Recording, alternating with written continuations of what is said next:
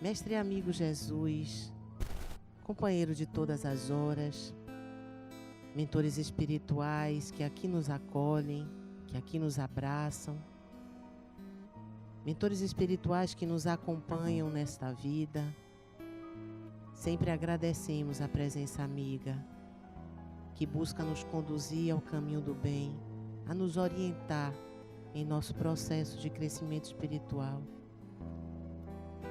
Ilumina em Tu, Senhor, Adenauer Novaes, que hoje faz a nossa palestra e traz a sua mensagem, e que essa mensagem nos sirva de aprendizado e nos traga respostas que aqui viemos buscar. Que a sua paz, mestre amigo, que a sua luz estejam conosco agora e sempre. Assim seja. Vamos à nossa leitura.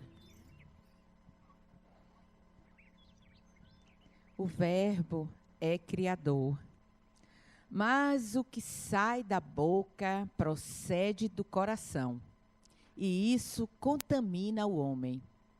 Jesus. Mateus capítulo 15, versículo 18. O ensinamento do Mestre sobre o véu da letra consubstancia profunda advertência. Indispensável cuidar do coração como fonte emissora do verbo, para que não percamos a harmonia necessária à própria felicidade.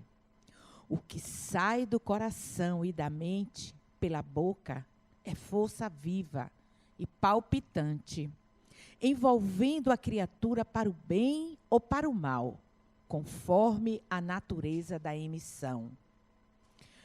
Do íntimo dos tiranos, por esse processo, origina-se o movimento inicial da guerra, movimento destruidor que torna a fonte em que nasceu, lançando ruína e aniquilamento. Da alma dos caluniadores partem os venenos que atormentam espíritos generosos, mas que voltam a eles mesmos, escurecendo-lhes os horizontes mentais. Do coração dos maus, dos perversos e dos inconscientes surgem, com o poder verbalista, os primórdios das quedas, dos crimes e das injustiças. Todavia, tais elementos perturbadores não se articulam debalde para os próprios autores, porque dia chegará em que colherão os frutos amargos da atividade infeliz a que deram impulso. Assim também, a alegria semeada por intermédio das palavras salutares e construtivas cresce e dá os seus resultados. O auxílio fraterno espalha benefícios infinitos, e o perfume do bem, ainda quando derramado sobre os ingratos, volta em ondas invisíveis a reconfortar a fronte que o emite. O ato de bondade é invariável força benéfica em derredor de quem o mobiliza. Há imponderáveis energias edificantes em torno daqueles que mantêm viva a chama dos bons pensamentos, a iluminar o caminho alheio por intermédio da conversação estimulante e sadia. Os elementos psíquicos que exteriorizamos pela boca são potências atuantes em nosso nome, fatores ativos que agem sobre nossa responsabilidade, em plano próximo ou remoto, de acordo com as nossas intenções mais secretas. É imprescindível vigiar a boca, porque o verbo cria, insinua, inclina, modifica, renova ou destrói, por dilatação viva de nossa personalidade. Em todos os dias e acontecimentos da vida, recordemos com o divino mestre de que a palavra procede do coração e, por isso mesmo, contamina o homem.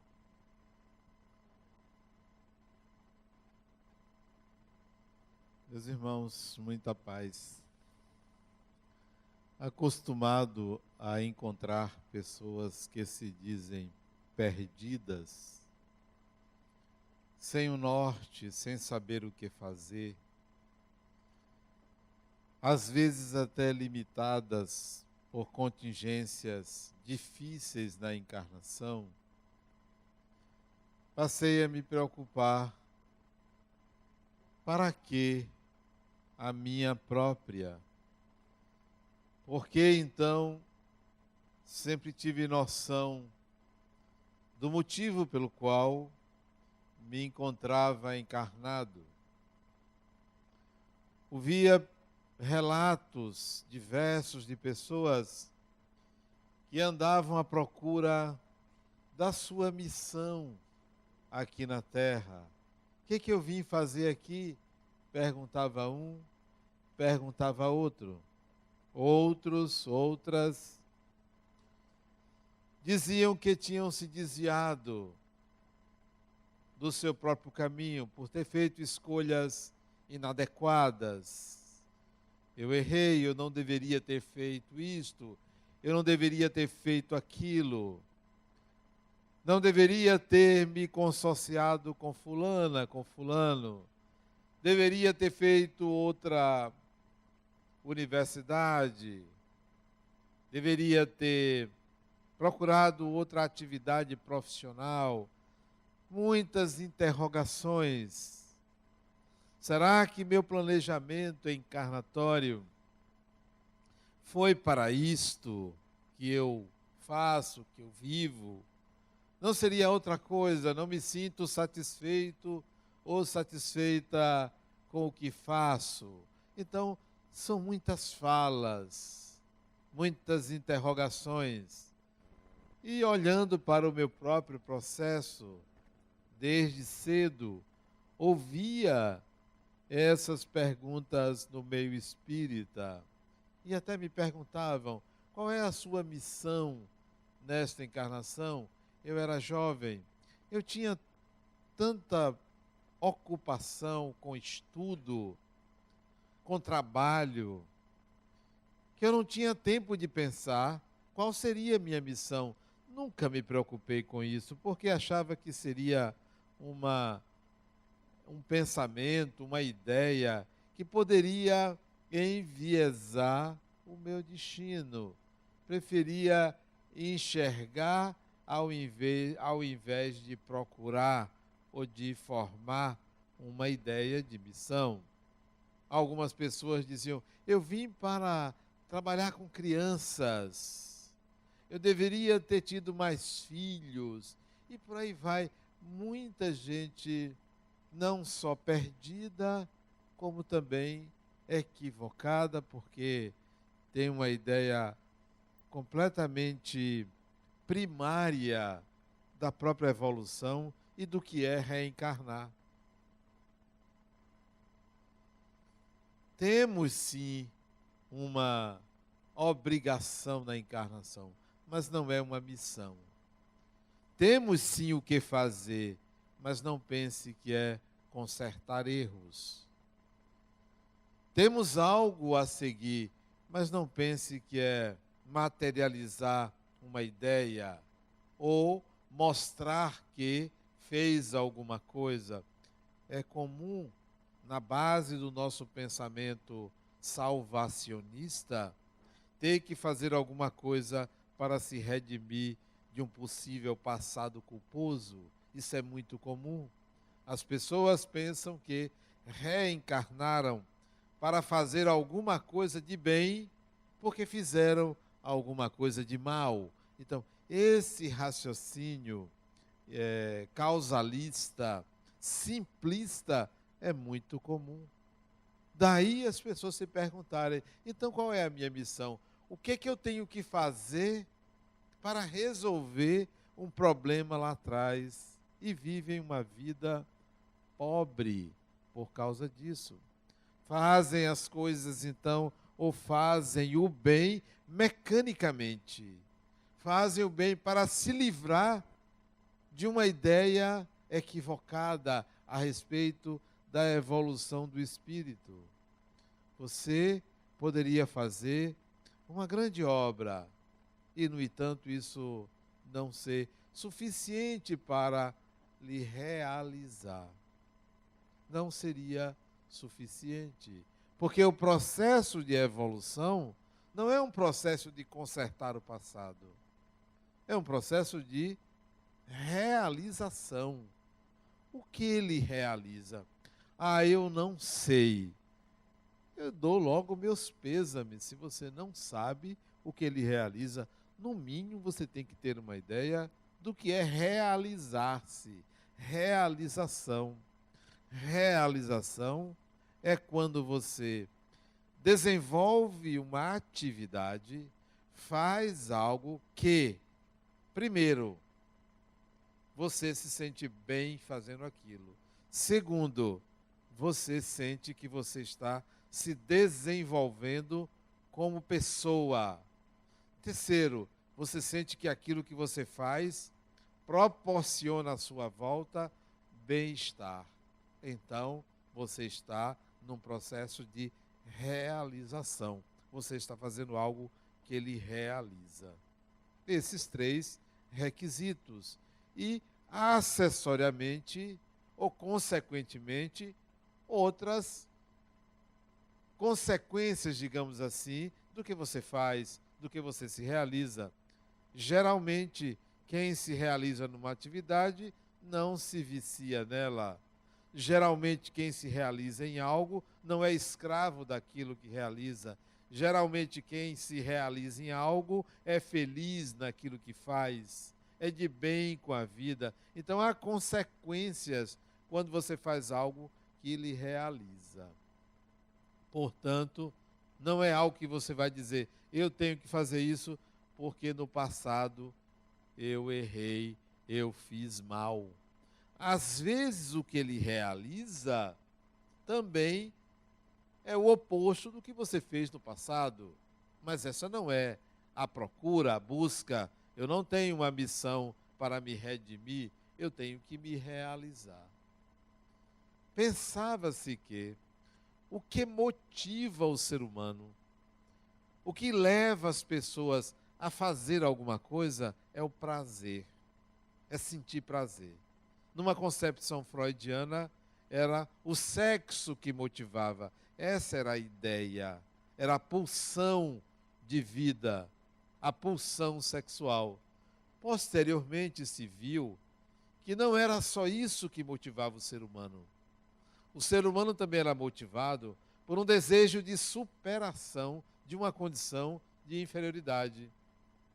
E olhe como, todas as vezes que você se sente inferior, você entra num estado de crise, mas simultaneamente você deseja superar aquilo, mesmo que você não o faça, mas há o desejo de superação. É o chamado complexo de poder. Então, você deseja ter poder para superar a sua condição natural de inferioridade, até por ser criatura e não ser criador. Então, isso motiva. Posteriormente se viu que isso não era suficiente. O que motiva o ser humano não é só o prazer, não é só o desejo de superação da sua condição de inferioridade, é a necessidade de autorrealização. Autorrealização. E autorrealização, ou realização pessoal, é um conceito complexo, muito complexo, porque significa um encontro com a sua verdadeira natureza. Porque você só se realiza naquilo que você descobre que é inerente ao seu ser. Quem pensa que se realiza fumando um cigarro, por exemplo, aquilo não é da essência da pessoa, é uma realização barata, é um prazer, mas não é uma realização. Quem pensa que se realiza fumando um baseado, aquilo é prazer, aquilo não é realização. Quem pensa que se realiza porque precisa de dinheiro para pagar suas contas, isso não é realização, isso é sobrevivência. Então, é preciso entender que o que nos realiza está ligado à nossa essência, à nossa natureza, à nossa identidade interior.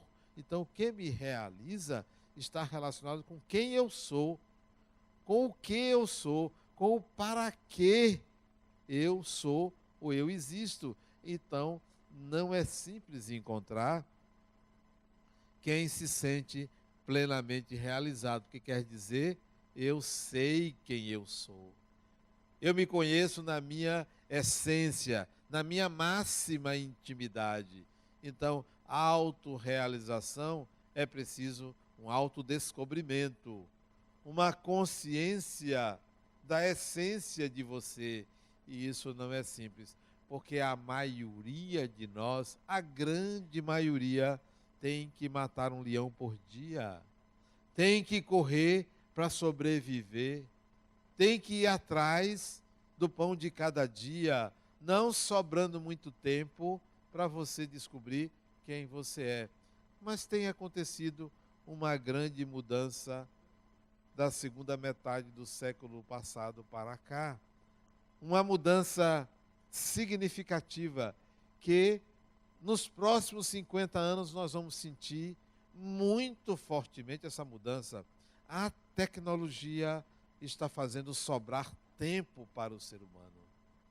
Você não precisa se levantar para ligar um aparelho.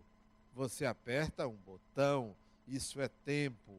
Muita coisa que você fazia manualmente, você tem a tecnologia a serviço do espírito. Então, o espírito está tendo tempo para a virtualidade, para a imaginação, para a fantasia, para descobrir quem ele é, para penetrar um mundo completamente antes inimaginável, não imaginável. Então, nós estamos assistindo à possibilidade do autoconhecimento, do autodescobrimento, da autotransformação, da autoiluminação ser factível, porque você vai ter tempo. Mas a grande maioria ainda não dispõe desse tempo. Quando dispõe, não sabe o que fazer. É muito comum, a pessoa quer liberdade, quer liberdade. Eu quero ser livre. Quando fica livre, o que é que eu faço? Igual a cachorro que late atrás do carro. Ele late, persegue o carro. Se o carro para, o cachorro não sabe o que fazer. O que é que eu estava fazendo?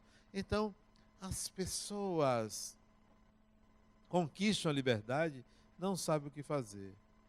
Já ouvi várias vezes, Adenauer, eu me separei, meu marido se separou de mim. Ele me disse depois que ele queria liberdade. Mas quando ele se viu num fim de semana sozinho, ele não sabia o que fazer, deu saudade. É igual ao cachorro que late atrás do carro, não sabe o que fazer. A maioria de nós não sabe administrar uma condição essencial, ser livre. E nós somos livres. Ou metemos os pés pelas mãos, ou navegamos na ociosidade. Ou então matamos o tempo com futilidades, porque não aproveitamos o que o Criador tem oferecido. Tome a tecnologia, tome mais tempo de vida. Agora você não morre com 60 anos, você morre com 90. Tome mais tempo. Você não quer se conhecer? Tome. Mas nós não investimos nisso. Nós aumentamos o número de shoppings na cidade. Nós aumentamos as casas noturnas de diversão. Nós melhoramos alguma coisa para nos dar prazer imediato. E esquecemos da alma, do espírito, do ser que nós somos. E aí a autorrealização continua sendo postergada numa procrastinação cotidiana. Vem a preguiça, mas você não aceita que é preguiçoso, preguiçosa. Você diz que não tem tempo, porque você tem que fazer muitas coisas, você tem que pensar em responder, em lidar com fulano, ciclano. Você não tem tempo para se conhecer. E aí, isso demora encarnações. Você vai e volta até você se dar conta que é possível você se realizar. É possível a realização, não só na encarnação, como no período de intermissão, no período entre encarnações, que você está vivendo também uma vida, a vida espiritual. Há quem pense que a vida verdadeira é a vida espiritual. Há quem pense que a vida verdadeira é a vida material. Nenhuma das duas. A vida verdadeira é única, é a vida do espírito. Tanto faz ele estar na vida material como na vida espiritual. A vida verdadeira é a vida do espírito, que é você. Não esse personagem, mas que é você. Então, é preciso que você descubra o que ele realiza. Se o que ele realiza é ficar à sombra de uma árvore, matando o tempo, meus pêsames, isso não é a autorrealização, isso é quase uma antropofagia, isto é, se alimentar de si mesmo feito Narciso.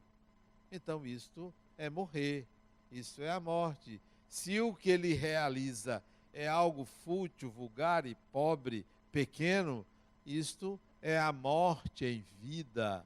A realização ou autorrealização é algo dinâmico, é algo que lhe movimenta, é algo que lhe dá vida, é algo que lhe dá disposição.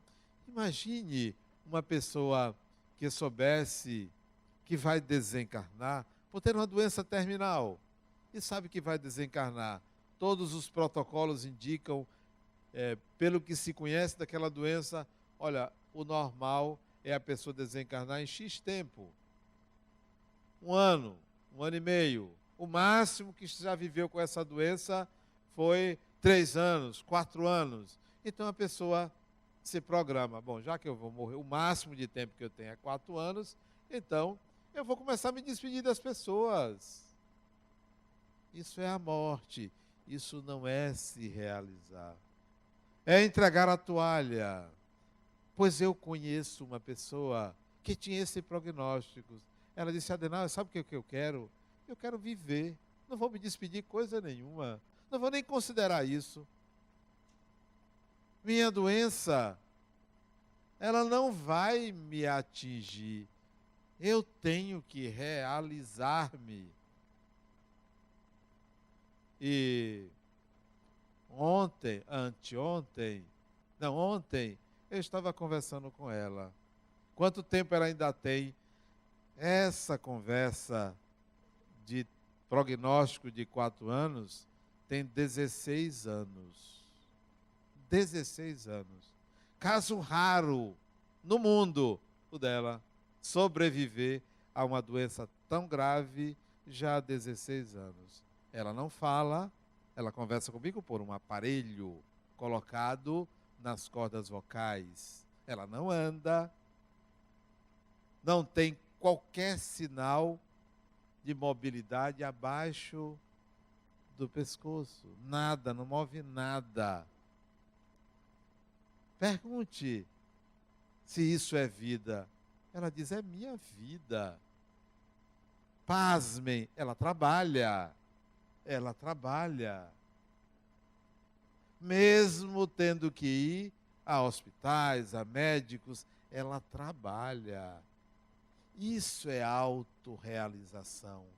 Não é a morte de pessoas que não têm tempo. Não tem tempo nenhum porque tem medo de viver. Não é só medo de morrer, medo de viver.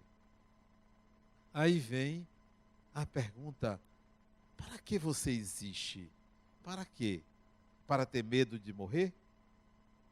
Para ficar encostado em casa porque tem complexos, porque tem fobias? São pessoas pobres, não enfrentam. tem medo de viver da vida, de sofrer, de realizar alguma coisa. Então, são pessoas que passam séculos, milênios, indo e voltando, aprendendo muito pouco, dentro da matriz inferior da vida. Não alcançam ainda, ou se demoram para ir à matriz superior da vida.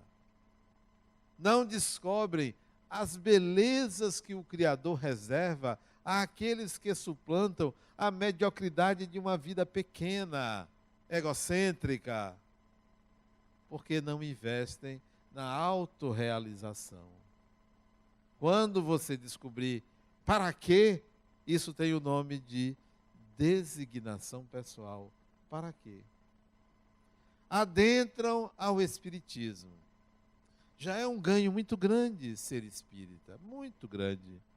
Porque o Espiritismo não dá colher de chá a ninguém. O Espiritismo é fogo, não é água. É fogo, queima, arde, porque diz assim para você: você é o seu problema, você é a sua solução. Claríssimo, claríssimo. Que maravilha uma doutrina que coloca você em contato com você. Não tem salvador. Não tem salvador. Ah, mas eu vim aqui porque eu quero me curar. Um espírito vai me curar. Sim, pode até curar você, mas, criatura, isso significa responsabilidade. Responsabilidade. Pegue uma criança e faça tudo por ela. Dê sempre na boca. 1 ano, 2 anos, 3 anos, dê sempre na boca. Vai acontecer o quê? Você vai atrofiar a criança, claro. Então, se você tem muitos benefícios espirituais, vai lhe atrofiar.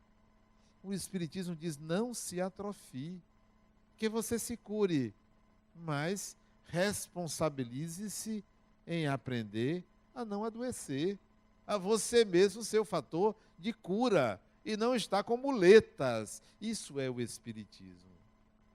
Adentra o Espiritismo, tem esta felicidade de saber que a vida continua. A vida continua. Que a vida verdadeira é a vida do Espírito, tanto faz estar no corpo como fora dele. Aprende que fora da caridade não há salvação. Isso dito no século XIX. Ah, bom, fora da caridade não há salvação, sabe de uma coisa? Eu vou dar 1 quilo de feijão para o pobre. Eu vou dar uma palavra de consolo para uma pessoa. Fora da caridade não há salvação. Tome-lhe fazer caridade. Não aprendeu que o objetivo de fazer caridade não é o fazer, é o integrar a bondade. É para isto. Porque você pode fazer muita caridade e não valer de nada, porque você não está integrando, você está querendo salvar-se. O Espiritismo não tem salvação para você, para ninguém, porque ninguém está fadado ao inferno. Ninguém está fadado à destruição pela morte. Ninguém está fadado ao sofrimento como meio de purgação ou de redenção. Não. A prática da caridade no Espiritismo é para você integrar a sua essência, uma habilidade que você nunca vai perder. É só para isto. Enquanto você faz isso por você, você está ajudando a alguém a um dia também aprender que é assim. Porque a caridade não pode ser viciadora. Não pode fazer um exército de clientes, de pessoas que só sabem receber, pedir, que estão à espera de um bolsa espiritual, porque nem Bolsa Família, bolsa espiritual, eu quero uma bolsa aí qualquer, que é um hábito nocivo, que tem seu limite, que tem seu tempo, que tem seu estágio. Depois você tem que sair daquilo. porque senão você se vicia. Então, entra no Espiritismo, recebe um conceito desse e age da mesma forma que os antigos agiam. Eu vou fazer minha caridade. Vou sair hoje para fazer minha caridade. Bom, já fiz minha caridade hoje. Grande coisa. Isso tem valor muito pequeno. Vou fazer minha boa ação do dia ou da semana. Para quê? Para nada. Não é isto. O propósito não é esse. O propósito é você crescer, se desenvolver. Não é você se aliviar. Chega no Espiritismo, aprende que você tem que amar. Aprende. Em tudo quanto é religião, você aprende que você tem que amar. Como se fosse um decreto. Mas no Espiritismo, amar uma pessoa começa pelo respeito à alteridade. Começa por aí. É outra pessoa. Mas a gente ama cooptando. A gente ama dominando. A gente ama retendo. A gente ama aprisionando. Aprisionando. Então, nós pensamos que amar as pessoas é tê-las perto, próximo, é controlar, é tê-las dentro da família, é um filho, é um irmão. Amar alguém começa pelo respeito à alteridade. É como cuidar. A gente pensa que cuidar de uma pessoa é dar um alimento, é proteger.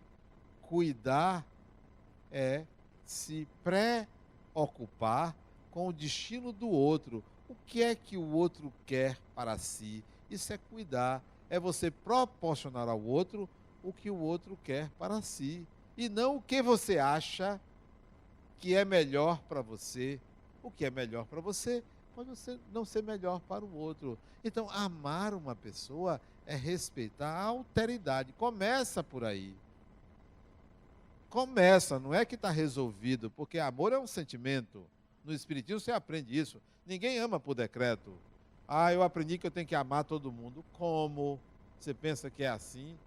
Só porque você está de bem com a vida, você ama as pessoas? Não. Amar é um sentimento. Então você vai precisar conviver. Adentra o Espiritismo e aprende que tem que perdoar. E acha que perdoar é esquecer. Acha que perdoar é dar a outra face. Perdoar é um processo de educação mútua. E se não houver educação mútua, não se aprende, não se cresce. Se duas pessoas têm um litígio, perdoar significa que o resultado do litígio, ambos cresceram. Isso é perdoar. Então, você precisa aprender a perdoar. No Espiritismo, perdoar não é simplesmente uma atitude imediata. Adentrar no Espiritismo é coisa séria. No Espiritismo você aprende que você tem que ter fé. Fé raciocinada. Você pergunta, o que é isso? Fé raciocinada. Fé é crer. É acreditar em algo que não seja logicamente explicável. O Espiritismo vem propondo uma fé raciocinada. A fé raciocinada é a consciência, por isso que é raciocinada, a consciência de que você está intimamente conectada ou conectado ou ligado ao Criador. Isso é fé. A minha fé não é uma crença, é um sentimento de conexão íntima. Ponto.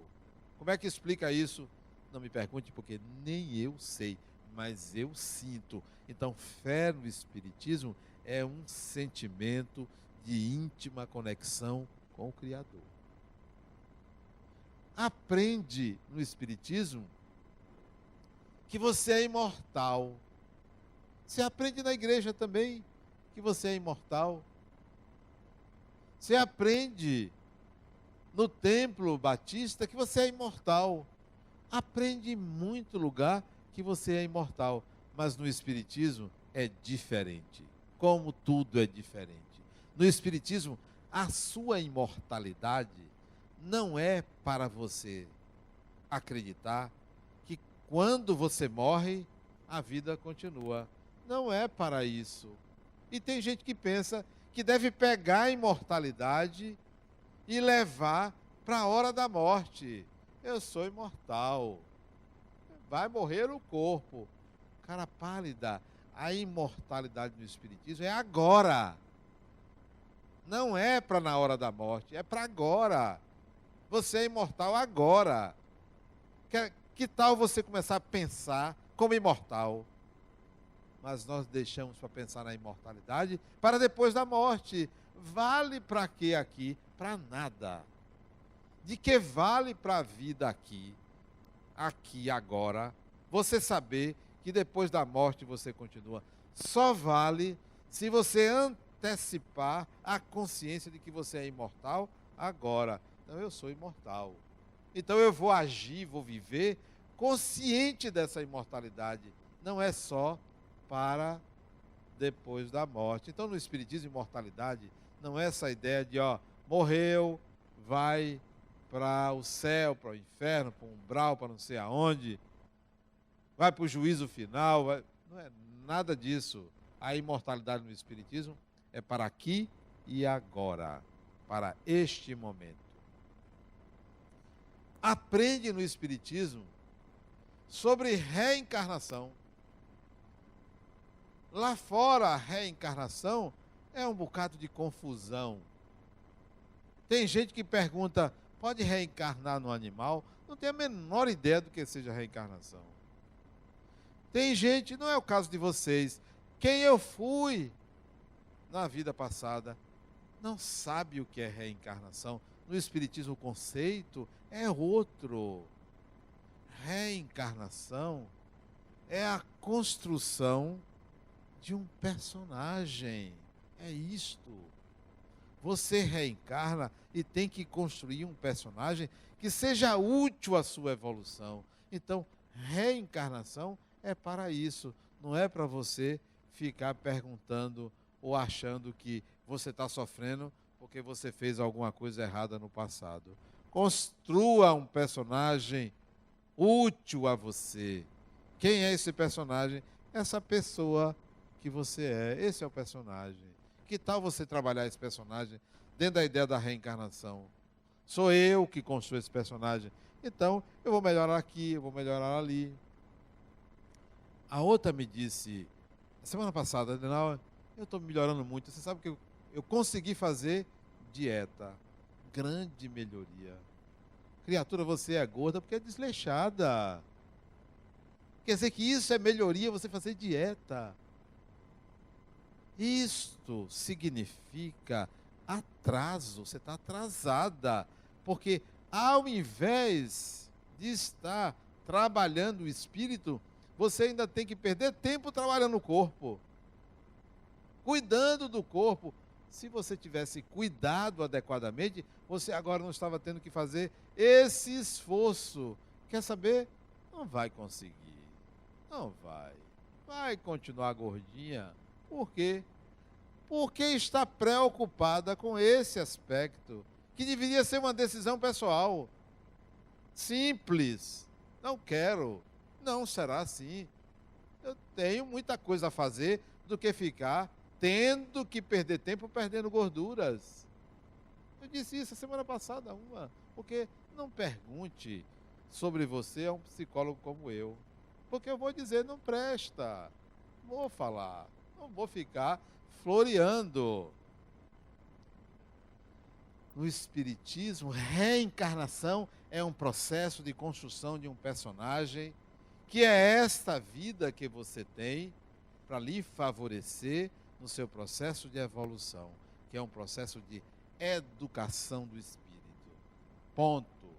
Não é para ficar se perguntando se vai voltar como animal, se o defeito tal veio do passado, se meu nome era fulano, era ciclano. Pouco importa. O que importa é que você agora está diante de uma possibilidade de manejo de uma pessoa que você está construindo, ou vem construindo com o auxílio de muita gente. Então, utilize bem esse personagem. Entra no Espiritismo, aprende sobre mediunidade. Mediunidade. Aí você fica perguntando assim, vem cá, eu me arrepiei, tem espírito? Isso não é mediunidade, arrepiou é frio. Não é mediunidade. Mediunidade do Espiritismo. Quer dizer que o Espírito baixa em mim? Não baixa em você, isso não é mediunidade. Isso é primarismo. Entre em contato com uma faculdade permanente que a gente barateia. É como se você nascesse e tivesse 5 dedos na mão e resolve não usar os dedos. Vai ser uma encarnação pobre, porque você não está usando os dedos. E se você não usa os dedos, você vai ter dificuldade de pegar os objetos. Então, você tem a mediunidade, mas você não sabe usar, não sabe como é, ainda fica com medo de espíritos. Você tem uma sensibilidade a uma outra dimensão. Conheça, use, se aproprie. Não fique tratando a mediunidade como se fosse adivinhação. Adivinhação. Adenauer, uma pessoa... eu pensei numa pessoa, ela apareceu. Será que isso é mediunidade? Não. Quer dizer, a pessoa barateia uma coisa que é útil à evolução do espírito. No Espiritismo, mediunidade é coisa séria. É uma faculdade da alma, do ser. Aprenda, use, exercite. Tem alguém aí? Tem alguém querendo falar comigo? Não, você não lida como se fosse algo possível. Você lida com medo, porque você pensa que está falando com morto. Não se fala com morto, só se fala com vivo. É possível você falar com uma pessoa morta? Não. Mas você acha que do outro lado só tem morto, só tem vivo. Por quê? Morto é o corpo. Você consegue falar com o corpo morto? Não. Porque espírito é coisa viva, só se fala com vivos. Mas você transfere o morto, que é o corpo, transfere isso para o desencarnado, que não é morto coisa nenhuma. Sou morto, eu estou aqui, eu quero falar, eu quero dialogar, eu quero me comunicar. Mas você disse, Deus me livre de falar com morto. Não, não é morto. Morto é você pela ignorância, porque é ignorância isso. Nós somos ignorantes em relação ao uso da mediunidade. No Espiritismo, a mediunidade é uma faculdade que lhe pertence, que você deve aprender a usar. Entramos no Espiritismo, aprendemos o que é obsessão. As igrejas estão aí falando em obsessão, obsessão. Então a gente pensa que obsessão é uma coisa... obsessão é um capítulo pequeno do que se chama influência espiritual. Pequeno. E nós achamos que só há ou obsessão ou anjo de guarda. A gente pensa assim, ou é obsessão de guarda. Uma pobreza enorme. Influência espiritual quer dizer, há relacionamentos espirituais. Relacionamentos. Pessoas se relacionam com pessoas. Tem uma parte desses relacionamentos que são pessoas querendo prejudicar outras. Poucas pessoas. A maioria dos nossos conflitos não vem de obsessão, mas divulga como se fosse uma epidemia. Não é assim. Aqui, nós estamos nos relacionando. Estamos assistindo a uma palestra. Isso é uma relação. Pode ser que tenha alguém aqui que esteja fora dessa relação. Está o quê? Dormindo. Ou pensando em outra coisa. Eu pergunto a vocês, é a maioria? É uma ou duas ou três pessoas. Porque a maioria está na relação. Então pense assim, relacionamentos espirituais são muitos. Um ou outro é obsessão. mas nós ficamos com medo. E criamos um personagem extremamente maléfico chamado obsessor, como criaram o demônio. Nós criamos o obsessor. São pessoas. No Espiritismo você aprende a lidar com relacionamentos espirituais. Mas a nossa ignorância transforma isso em obsessão. Aprendemos no Espiritismo que evoluímos. Todo mundo evolui, tudo evolui. Mas não sabemos. Pensamos que evoluir é se tornar uma pessoa boazinha. Boazinha. Fulano é bom, fulano é evoluído. Vá conhecer a pessoa por detrás. Vá morar comigo para você ver se é bom. Vá conhecer a Adenauer em casa. Não conhece, não sabe quem é. As figuras de destaque, os ícones que nós veneramos, são pessoas. Evolução não é fala mansa. Evolução não é ser sacerdote. Não é ser religioso. Não é. No Espiritismo, o conceito de evoluir é o conceito de integrar habilidades. Uma pessoa evoluída é uma pessoa que tem muitas habilidades. E não são só habilidades para falar ou para tratar bem as pessoas. Habilidades de mudar o mundo. Habilidades de melhorar o caos que existe. Habilidades profissionais. Habilidades para com a natureza. Não é só habilidade em conhecer livros religiosos. E até mesmo de pregar, de falar bem. Não é isto, evolução não é isto.